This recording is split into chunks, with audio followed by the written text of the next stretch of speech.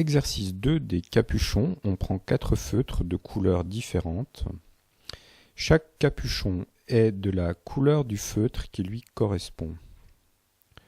Ça veut dire que par exemple on a un capuchon bleu, un feutre bleu, un capuchon rouge, un feutre rouge, etc. On retire tous les capuchons et sans regarder, on replace au hasard les capuchons sur les feutres. On note grand X le nombre de capuchons correctement replacés. C'est donc une variable aléatoire. On demande sur lequel des 3 événements vaut-il mieux parier. Premièrement, événement A, aucun capuchon n'est correctement replacé. Événement B, un capuchon exactement et correctement replacé. Événement C, au moins 2 capuchons sont correctement replacés. On demande également, deuxième question, de déterminer l'espérance, la variance et l'écart type de la variable aléatoire grand X. On va dire que on a ici la question 1 et ici la question 2. Alors, solution pour la question 1. On va d'abord déterminer l'univers lié à cette expérience aléatoire. Pour ça, on peut faire un arbre de probabilité que je vous montre. Chaque étage de l'arbre correspond à un stylo. Donc, le premier étage ici correspond au stylo numéro 1, le stylo numéro 2, le stylo numéro 3, le stylo numéro 4. Les numéros sont ceux des capuchons. Donc, par exemple, dans le premier étage ici, sur le stylo numéro 1, on peut replacer soit le capuchon 1, soit le capuchon 2, soit le capuchon 3, soit le capuchon 4, et le bon, c'est le capuchon 1. Ici, par exemple, sur stylo 1, stylo 2, stylo 3, sur le stylo 3, on peut replacer ici le capuchon 1. Voilà, alors quand on regarde cet arbre, on constate qu'à chaque étage, le nombre de branches diminue de 1, puisque on a déjà replacé un capuchon, donc on n'a plus que... Ici, on a 4 choix pour le premier stylo, 3 choix pour le deuxième, 2 choix pour le troisième, et on n'a plus qu'un seul choix pour le quatrième. Ce qui fait qu'au total, on a un univers qui a 24 issues, et ces issues sont toutes équiprobables.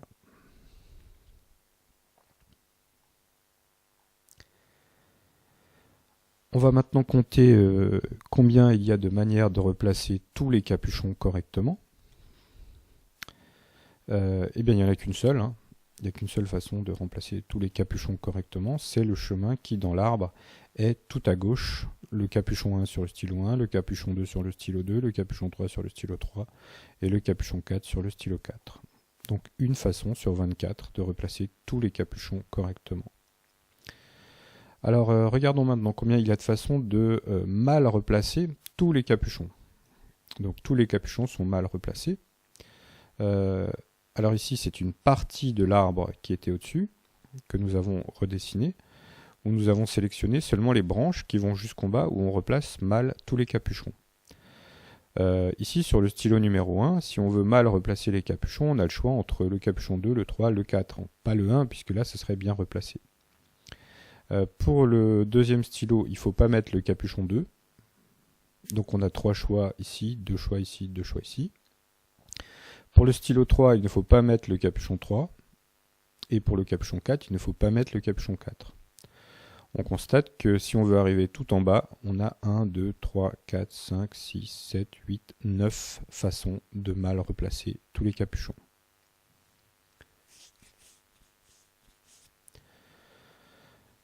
Donc la probabilité qu'aucun capuchon ne soit correctement replacé, eh ben c'est la probabilité 9 sur 24, 9 façons de le faire sur 24 façons de replacer les capuchons, ce qui nous donne, en simplifiant par 3 huitièmes.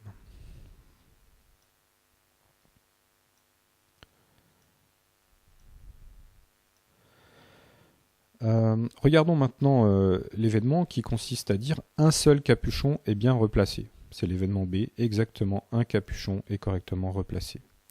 Supposons que ce soit le capuchon 1 qui soit bien replacé. Les 3 autres sont mal replacés.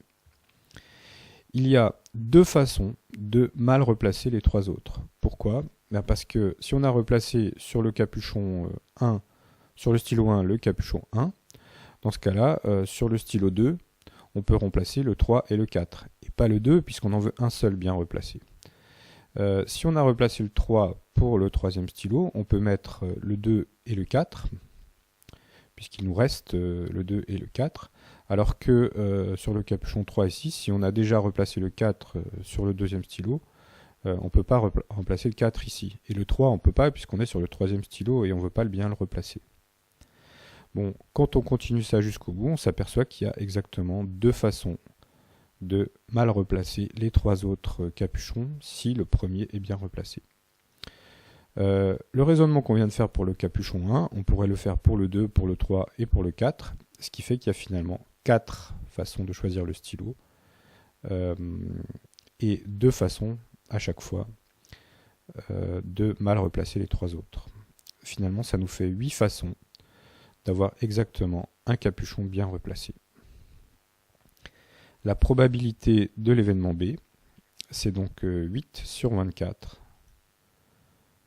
c'est-à-dire en simplifiant par 8, 1 tiers. Calculons maintenant la probabilité du troisième événement C. Au moins 2 capuchons sont correctement replacés. C'est-à-dire soit on a 2 capuchons correctement replacés, soit on en a 4. Puisqu'en fait, si on en a 3 correctement replacés, on en aura forcément 4. Pour calculer ça, on pourrait aussi faire des arbres, mais ce serait un peu long. Autant utiliser l'événement contraire. L'événement C, au moins 2 capuchons sont correctement replacés. C'est l'événement contraire de soit 0, soit 1 capuchon sont correctement replacés. Et on a calculé les valeurs des probabilités pour 1 et pour 0. C'était 8 sur 24 et 9 sur 24. Ce qui nous donne 1 moins 8 sur 24 moins 9 sur 24 égale 7 sur 24 pour la probabilité d'avoir au moins 2 capuchons correctement replacés. Alors sur lequel des trois événements vaut-il mieux parier? Il vaut mieux parier sur celui qui a la plus forte probabilité, c'est-à-dire sur l'événement A, aucun capuchon n'est correctement replacé, qui a une probabilité de 9 sur 24 ou 3/8. Voilà pour la question 1. Regardons maintenant la question 2, où il s'agissait de calculer l'espérance, la variance et l'écart type de la variable aléatoire grand X. Donc grand X, c'est le nombre de capuchons correctement replacés. Grand X peut valoir 0 s'il n'y a aucun capuchon correctement replacé. Et la probabilité dans ce cas-là est de 3/8. Donc on l'avait calculé ici. Aucun capuchon correctement replacé. 9 sur 24, 3/8. Un seul capuchon correctement replacé, c'était 1 tiers, 8 sur 24. 2 capuchons exactement correctement replacés, ça va être 6 sur 24, puisqu'on sait que 4 capuchons correctement replacés, la probabilité c'est 1 sur 24. On a donc cette loi de probabilité pour notre variable aléatoire grand X, et on peut maintenant calculer son espérance en faisant le calcul 0 fois 3/8 qui donnera 0, plus 1 fois 1 tiers, plus 2 fois 6 sur 24, plus 4 fois 1 sur 24, et ça nous donne exactement 1.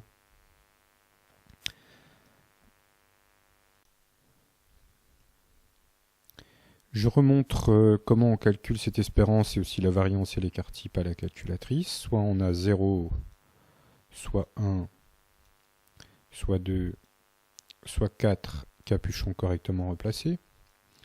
La probabilité d'en avoir 1 correctement replacé, 0 correctement replacé, c'était 9 sur 24. Je diviserai par 24 ensuite. La probabilité d'en avoir 1, c'était 8. La probabilité d'en avoir 2, c'était 6. Et la probabilité d'en avoir 4, c'était 1. Je me suis peut-être trompé. La probabilité d'en avoir 1, c'était bien 8 sur 24. Et la probabilité d'en avoir 0, c'était bien 9. Bon, donc c'est juste. Je vais donc sortir de là. Je Je vais prendre ma ligne L2 et je vais la diviser par 24 pour avoir les probabilités. Je stocke ça dans L2. Donc maintenant j'ai les probabilités dans L2. Pour calculer l'espérance, je vais multiplier, je vais faire la somme. Je vais faire la somme, commande 5, des valeurs de ma variable aléatoire multipliées par leur probabilité. Et normalement je trouve 1. Fantastique. Je vais maintenant mémoriser ce 1 qui est mon espérance. Alors je vais le stocker dans la variable E comme espérance. Maintenant pour calculer la variance, je vais calculer la ligne L1 moins mon espérance. Donc je prends chaque valeur de x, je le soustrais l'espérance. Je vais restocker ça dans L1. J'obtiens ici les différences 0 moins 1, 1 moins 1, 2 moins 1, 4 moins 1. Je vais mettre ça au carré et restocker ça dans L1 pour avoir les carrés des écarts à l'espérance.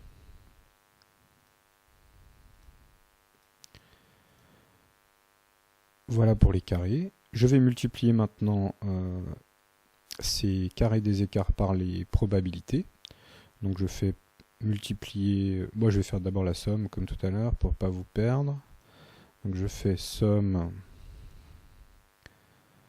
la somme de L1, c'est les carrés des écarts à l'espérance, multiplié par L2 qui sont les probabilités de chaque valeur. Et je trouve la variance qui est 1. Quant à son écart type, c'est la racine carrée de 1 qui vaudra également 1. On a donc l'espérance qui vaut 1, la variance qui vaut 1, l'écart type qui vaut 1. Bien sûr, pour la variance, il faudrait aussi écrire la formule comme je l'ai écrit pour l'espérance. Voilà pour cet exercice 2. Alors pour les curieux, les 24 façons de replacer les capuchons, c'est ce qu'on appelle en mathématiques, on appelle ça des permutations de 4 éléments. Il y a 24 permutations de 4 éléments que l'on peut classifier de manière habituelle, hein, c'est un truc tout à fait classique en maths. On a l'identité qui est la permutation qui ne change rien, donc on replace tous les capuchons correctement. On a les transpositions où en fait il y a seulement 2 éléments qui sont échangés. Ici 1 et 2, ici 3 et 4 qui sont échangés. Ici c'est 1 et 4 qui sont échangés, ici c'est 2 et 3 qui sont échangés, etc. Il y a 6 transpositions de 4 éléments. Il y a les 4 cycles. Les 4 cycles, ça correspond à une permutation circulaire. Donc par exemple ici vous avez le capuchon numéro 4 qui s'est retrouvé sur le stylo 1, le 1 sur le 2 sur le 3 sur le 4. Tout le monde a tourné et il y a 6 façons de faire des 4 cycles quand on a 4 éléments. Il y a les 3 cycles. Alors les 3 cycles, ce sont ceux qui laissent un élément fixé et qui font une permutation sur les 3 autres. Une permutation circulaire sur les 3 autres. Donc par exemple ici, le 4 il ne bouge pas. Et c'est 2, 3, 1 qui ont tourné. Alors ils peuvent tourner de 1 case ou de 2 cases. Et c'est pareil pour les autres, ce qui nous fait qu'il y a 8 3 cycles. Enfin, on a les doubles transpositions. Il y en a 3. Les doubles transpositions, on échange 1 et 2. Par exemple ici, on a échangé 1 et 2 et 3 et 4. Ici, on a échangé 1 et 4 et 2 et 3. Ici, on a échangé le 1 avec le 3 et le 2 avec le 4. Ce qui nous donne bien 24 permutations possibles, ce qu'on avait vu dans notre arbre.